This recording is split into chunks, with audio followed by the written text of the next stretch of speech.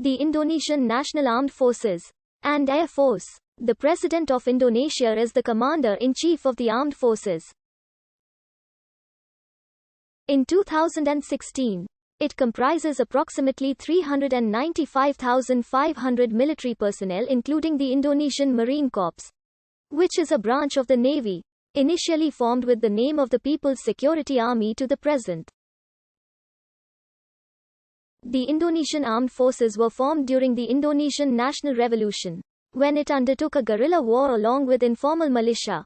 As a result of this, and the need to maintain internal security, the armed forces including the Army, Navy, and Air Force has been organized along territorial lines, aimed at defeating internal enemies of the state and potential external invaders.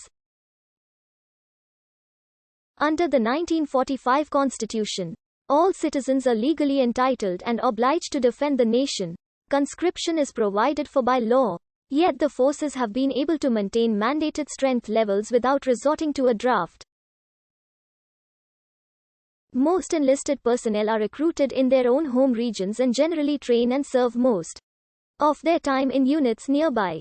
The Indonesian Armed Forces of around 42,000 plus armed personnel, and the Indonesian College Students Regiment Resimen Mahasiswa, which is a collegiate military service consisting 26,000 trained personnel. Before the formation of the Indonesian Republic, the military authority in the Dutch East Indies was held by the Royal Dutch East Indies Army and Naval Forces of the Royal Netherlands Navy, although both the KNIL and KM were not directly responsible for the formation of the future Indonesian Armed Forces, and mainly took the role of foe during Indonesian National Revolution in 1945 to 1949. The KNIL had also provided military training and infrastructure for some of the future TNI officers and other ranks. There were military training centers, military schools and academies in the Dutch East Indies, next to Dutch volunteers and European mercenaries. The KNIL also recruited indigenous, especially Ambonese, Kai Islanders, Timorese, and Minasan people.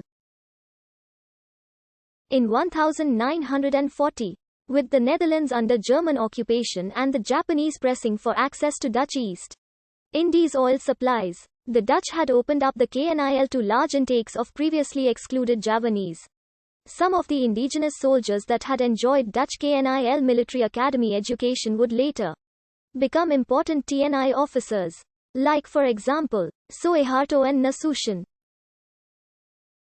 Indonesian nationalism and militarism started to gain momentum and support in World War II during the Japanese occupation of Indonesia. To gain support from the Indonesian people in their war against the Western Allied force, Japan started to encourage and back Indonesian nationalistic movements by providing Indonesian youth with military training and weapons. On 3 October 1943, the Japanese military formed the Indonesian Volunteer Army called PETA. The Japanese intended PETA to assist their forces oppose a possible invasion by the Allies. The Japanese military training for Indonesian youth originally was meant to rally the locals' support for the Japanese Empire, but later it became the significant resource for the Republic of Indonesia during the Indonesian National Revolution from 1945 to 1949. Many of these men who served in PETA, both officers and NCOs alike like Soedirman, formed the majority of the personnel that would compose the future armed forces. At first, Indonesian Armed Forces started out as the BKR, which was formed in the 3rd PPKI meeting on 29 August 1945. This was an organization of militias in a united nationwide force to ensure the security remained intact across the newly declared independent Indonesia. It was created more as a civil defense force than an armed forces. The decision to create a security agency, and not an army, was taken to lessen the probability of the Allied forces viewing it as an armed revolution and invading in full force. During their capitulation, one of the terms of surrender to Japan was to return the Asian domains they had conquered to the previous nation of the Allies, certainly not to liberate them independently. When confrontations became sharp and hostile between Indonesia and the Allied forces, on 5 October 1945 the TKR was formed on the basis of existing BKR units.